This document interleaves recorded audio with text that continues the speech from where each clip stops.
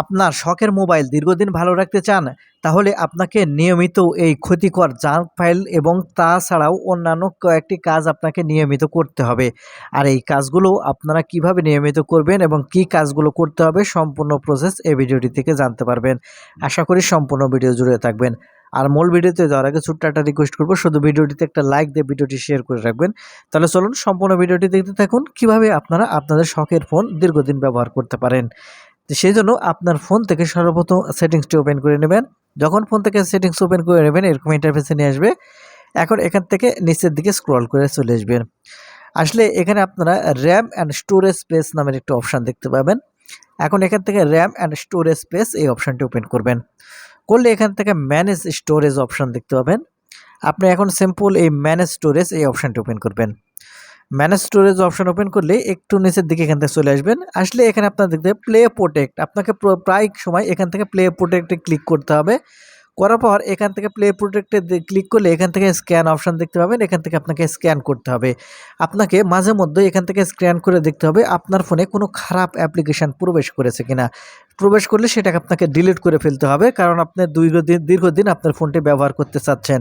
সেজন্য অবশ্যই এখান থেকে আপনাকে এই দীর্ঘদিন ব্যবহার করতে হলে এই খারাপ অ্যাপ যখন প্রবেশ না করতে পারে মাঝে মধ্যে এইভাবে স্ক্যান করে আপনাকে দেখতে হবে।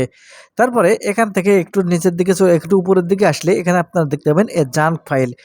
আপনারা জানেন এই জাঙ্ক ফাইল আপনাদের মোবাইলের সবচেয়ে বেশি ক্ষতি করে থাকে। সেজন্য এখান থেকে এই জাঙ্ক ফাইল ক্লিক করার জন্য এই ক্লিয়ার বাটনের উপর ক্লিক করবেন। তারপরে এখান থেকে অ্যালাও বাটন দেখতে পাবেন। জাস্ট এখান থেকে অ্যালাও বাটনের উপর ক্লিক করবেন। তাহলে এখানে লোডিং নেবে। নেওয়ার সাথে সাথে দেখতে পাবেন আপনার ফোনের জাঙ্ক ফাইলে যে ক্ষতিকারক ফাইল আছে সেগুলো ক্ষতিকারক ফাইল কিন্তু এখান থেকে ডিলিট হয়ে যাবে।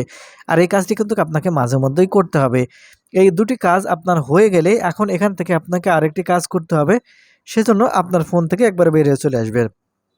আসলে আপনার ফোনে ডিভাইস কেয়ার অথবা আই কেয়ার নামের অথবা আই ম্যানেজার নামের একটা অ্যাপ্লিকেশান আপনার ফোনে থাকে, এটা ডিফল্টভাবেই থাকে।